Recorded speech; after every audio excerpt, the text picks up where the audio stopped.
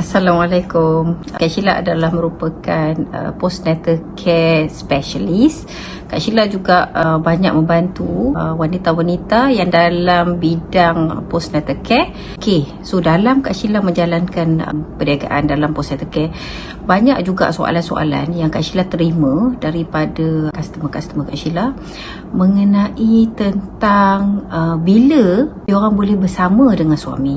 Since kita banyak dapat soalan yang macam tu, so kita dapat juga banyak DM soalan pada kita. Tapi kali ni Kak Sheila sharekan tentang bilakah masa yang sesuai untuk bersama selepas bersalin.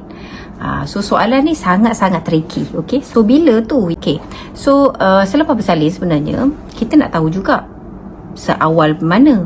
Suami faham ke? Suami tahu ke? Kan? Perlu ke kita menahan diri? Okey, apabila kita mengandung, kita melahirkan satu proses yang amat menyeronokkan dan sangat-sangat teruja, baik suami, baik keluarga dan baik diri kita sendiri.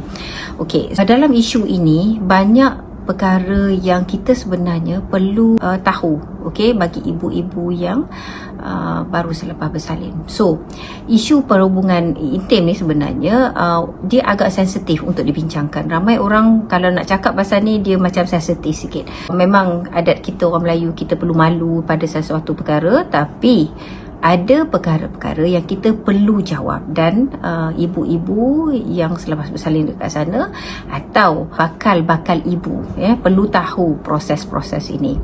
Okey, sebenarnya proses ini adalah melibatkan kepada dua pihak, iaitu suami dan isteri. So ramai wanita yang selepas bersalin diorang ni dilema, atau ada juga yang kadang-kadang risau kalau tak bersama dengan suami, mungkin suami ada buat perangai, suami suka dekat orang lain, atau suami makan dekat luar.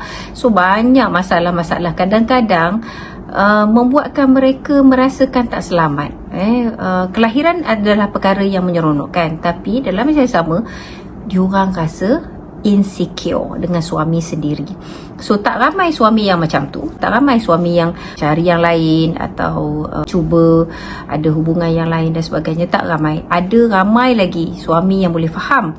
Okey, so kita ketepikan suami yang ada masalah, tapi kita fokus kepada suami yang sangat memahami keadaan isteri. Tapi yang paling penting adalah kita kena tahu bila, bagaimana dan apakah tanda-tandanya.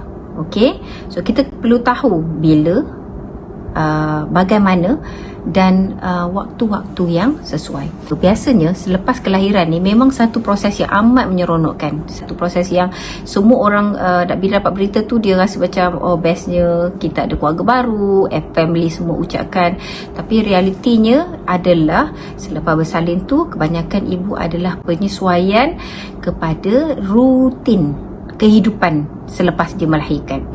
Okey, rutin dia melakukan, contoh dia ibu baru yang baru bersalin. Okey, dia baru terima anak tu, sebelum ni dia dengan suami dia je.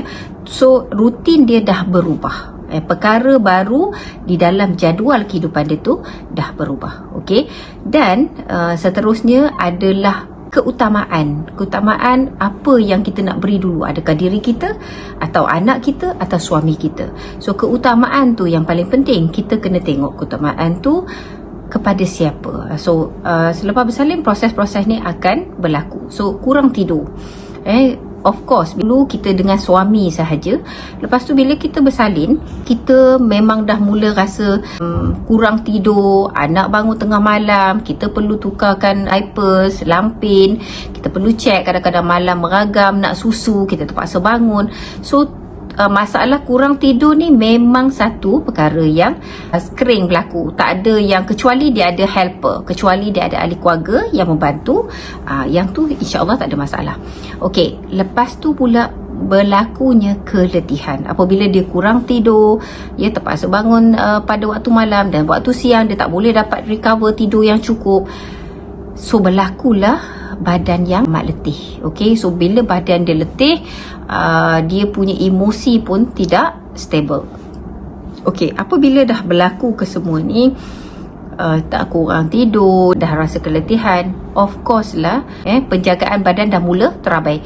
So dah mula tak, lebih kurang mandi kena cepat-cepat, even kalau buat perkara apa-apa dia kena cepat-cepat sebab takut anak ni bangun karang, takut anak ni meragam, takut baby tu meragam, atau ada juga anak lain yang dia perlu beri perhatian. So segala-galanya dia kena buat dalam keadaan yang cepat. Apabila semua ni berlaku, dah tentulah emosinya juga akan terganggu. Okey, ini yang memberi satu tekanan yang sangat yang menakutkan oleh ibu-ibu selepas bersalin. So bila dia berlakunya tekanan begini, dah tentulah dia punya perasaan akan jadi berubah. Okey, kita berbalik kepada masalah bila yang masa sesuai untuk dia bersama dengan suami. Okey, so masa untuk bersama dengan suami, adakah 40 hari, adakah 44 hari, adakah 60 hari atau 100 hari kalau ikutkan orang-orang Melayu kita. Okey, so sebenarnya kalau ikutkan fakta-fakta tersebut, ramai pakar perubatan berpendapat tak ada waktu yang tertentu. Tak ada waktu yang tertentu atau tempoh khusus yang ditentukan. Yang paling penting, mental, fizikal kita bersedia untuk mengadakan hubungan kelamin. Okey, mental dan fizikal kita dah bersedia dah. Tetapi ada dua faktor kita perlu ambil kira. Kita sebagai orang Islam, kita perlu ambil kira pada dua faktor yang telah diajar dalam agama kita, iaitu kita kena tahu apa dia. Satu, adakah kita sudah bersih daripada hadas? Okey, adakah kita benar-benar bersih atau kita dah tak ada lagi darah nifas dalam diri kita?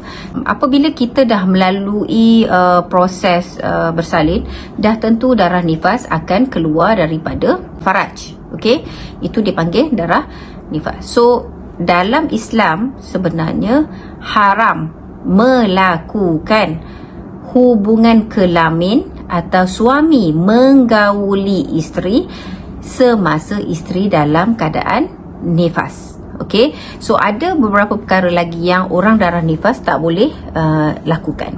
Okey, so darah nifas ni macam mana kita nak tahu dia betul-betul kering dan kita adalah dalam keadaan yang bersedia? Okey, so yang tu kita kena tahu.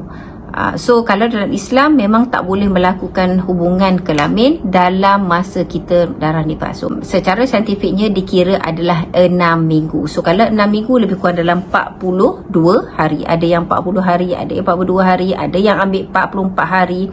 So itu adalah mengikut pendapat masing-masing.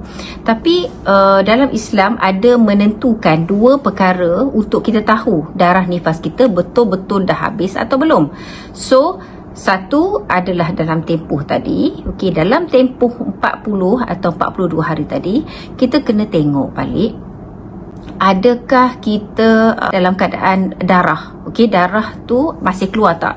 Tapi darah tu dia ada level-level dia. Dia ada darah, dia ada keluar color coklat, dia semakin terang color dia, akhirnya dia menjadi kuning dan akhir sekali warna putih. Jadi kalau dalam Islam dah keluar cecair warna putih, bermakna kita bersih daripada hadas.